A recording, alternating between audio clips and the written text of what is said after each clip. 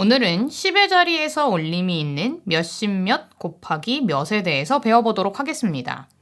지난 시간에는 올림이 없는 몇십 몇 곱하기 몇이었는데요. 오늘은 10의 자리에서 올림이 생기게 됩니다. 올림이 생겼을 때 어떻게 써야 하는지 함께 익혀보도록 하겠습니다. 참고할 수 있는 교과서 페이지는 74쪽과 75쪽입니다. 그럼 시작해볼까요? 오늘의 문제는 32 곱하기 4입니다. 32 곱하기 4를 계산하기 위한 두 가지 방법은 수 모형으로 계산하기, 식으로 해결하기가 그것입니다. 지금까지 배워왔던 방법처럼 수 모형으로 먼저 익힌 후 식으로 바꾸어 이해하는 과정을 거쳐서 배워보도록 하겠습니다. 먼저 32 곱하기 4를 수 모양으로 나타내 보았습니다. 32씩 네 묶음이 있는데요. 지난 시간에 곱셈식에서 무엇부터 계산해야 된다고 했는지 혹시 기억하시나요? 네, 맞습니다. 1의 자리부터이지요. 그래서 1의 모형부터 1 모형부터 묶어보았습니다. 1 모형은 2개씩 4묶음, 즉 2 곱하기 4, 8개입니다. 그 다음으로는 10모형의 개수를 확인해 보도록 하겠습니다. 10모형의 개수는 3개씩 4묶음, 즉 12개가 됩니다. 10모형 10개를 묶으면 100모형 하나와 바꿀 수 있는데요. 다시 말하면 120이 되는 것입니다. 이것을 식으로 나타내면 30 곱하기 4는 120. 4단원의 가장 첫 시간에서 배웠던 몇십 곱하기 몇을 활용하게 되는 것입니다.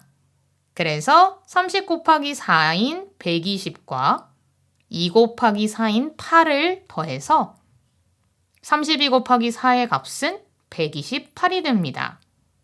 10모형이 10개가 넘어가는 경우에 10개를 묶어서 100모형으로 바꾸어 준다라고 생각해 주시면 되겠습니다. 이것을 식으로 다시 나타내어 볼까요? 32 곱하기 4는 선생님이 처음에 물어봤던 것처럼 1의 자리부터 계산하게 됩니다. 2 곱하기 4는 8.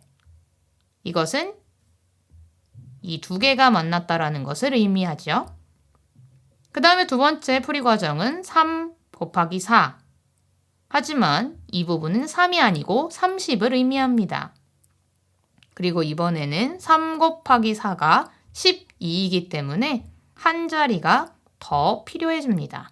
그래서 자리에 각각 써주면 다음과 같아지죠. 그래서 32 곱하기 4는 8, 12, 128이 됩니다. 이러한 풀이 과정을 생각하면서 다시 한번 풀어보면 다음과 같습니다. 먼저 1의 자리부터 해결해주면 2 곱하기 3은 6. 자리에 잘 맞춰서 써주시고요. 다음으로는 10의 자리와 3을 곱하게 됩니다. 6 곱하기 3은 18이기 때문에 각각의 자리에 맞추어서 18을 적어줍니다. 그래서 186이 되는 것이지요. 다음으로 71 곱하기 6도 1 곱하기 6, 6.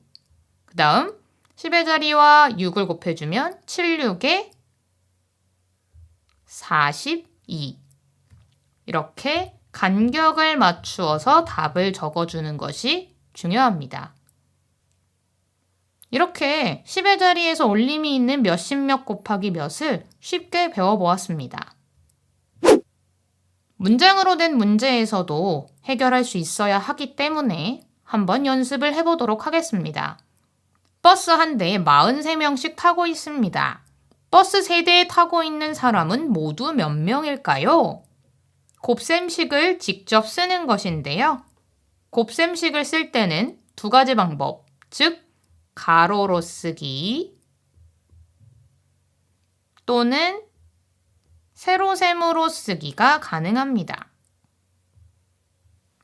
가로로 써도 되고 세로로 써도 되지만 풀이 과정이 익숙하지 않은 친구들이라면 세로식을 쓰는 것을 조금 더 추천드립니다.